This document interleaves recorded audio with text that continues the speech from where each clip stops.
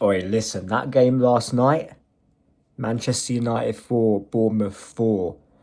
What a game for the neutral, but you know what? If I was a Man United fan, I would be stressed. Um, we're going to talk about that game. Like, sub, share, do whatever you have to do to help the channel grow. And look, where do we start, honestly? Because there were rumours about Amarim changing to a back four before the game in his press conference. He eventually did, but we will get onto that in a second. That was probably the best Man United had probably started in the game that I can remember. And to be fair, one thing about Manchester United that I've learned is that under Amarim, they start games quite well.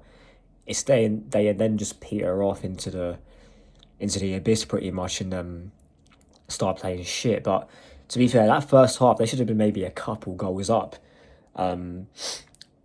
barring just lapses of quality and attack at times, particularly from Mbeumo, because I don't think he had a very good game. Yeah, that first half of Manchester United, they probably went into half time thinking they should have been maybe 3 goals up at least. They went into half time leading 2-1. We'll get into that half time lead in a second because that was almost in jeopardy when they got their record. And to be fair, Bournemouth really didn't offer anything, and that you could tell that was a team that hadn't won in about 7 or 8 games, something stupid like that. Man United showed their quality; they were the better team, and to be fair, at times they were getting sort of getting through the midfield quite easily. Bournemouth. That's one thing about Manchester United that I don't understand is that they play a defensive system because they play a back five. They play their wing backs quite defensive, and at the same time they still concede so much possession in the middle of the park. That's what I don't get. And to be fair, the fact that they play two in midfield and one of them is fucking Bruno Fernandes, who scored a good goal, scored a great goal with the free kick, but at the same time he didn't really have a great game either. He's always fucking up and about in the pitch, and he's leaving Casemiro for dead. That's one thing I noticed about that. But yeah, they go into half time leading, and then I don't know what the fuck Amarim said to them at half time, but they come out in the second half and they just capitulate. Bournemouth scored pretty much straight away. I just sat down after getting a drink and then they scored, and then they scored a free kick to make it 3-2. 3-2, and then Man United's record after leading at half time, I think since like 1983 or 1984, that was in jeopardy real quick. Luckily for them, it didn't get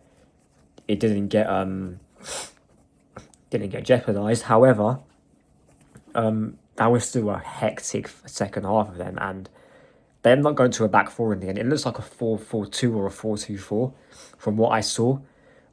Straight away, they looked better in attack. Straight away, that's one thing I can give to them. However, defensively, they were still all over the place, and that's one thing about Amarin's system, and that's one thing about any system. A change of formation won't help. It's the change of the interpretation, the mindset of the system, and his mindset defensively is all off. That's one thing about Ruben Amorim that won't go away. In my opinion, Manchester United should have sacked Amorim a while ago. They need a proper manager who can set him up defensively, because they have got good attackers. And Mbeumo, who's obviously gone to AFCON now, so is Ahmad. They got Cunha, who scored a very good goal. Who else was there? Cunha, Sesko, we haven't really seen much of him. And I'm thinking of someone else, I can't quite remember. That's probably it, actually. Yeah, because they got Mount and then... Kobe Mainoo, obviously, you can play in the 10 as well. They have got some good players, but the problem is the way this guy sets up that team, borderline suicidal. Let's not get it twisted. But yeah, that was a crazy game, and Bournemouth scored some good goals as well. They also scored a free kick. It looks weird to me at first. It looks like it went straight through a wall. But yeah, most of it was just down to crap defending from Man United, in particular the first goal where Luke Shaw and Mount were fucking about on the left-hand side.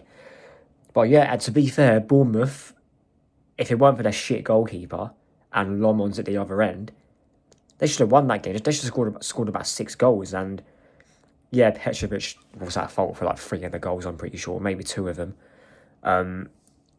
And Yeah, Lommers kept him in the game. If it weren't for them, they would have lost about 6-4, which is crazy. Because if that was Onana in goal, they would have lost that definitely. But yeah, what a game for a neutral. And hopefully we can get more games like that this season. Not for my team, definitely, but in the Premier League, because that was a decent game of football. But yeah, like, sub, and share the content around. That is my thoughts on the game, and I'll see you lot in a bit.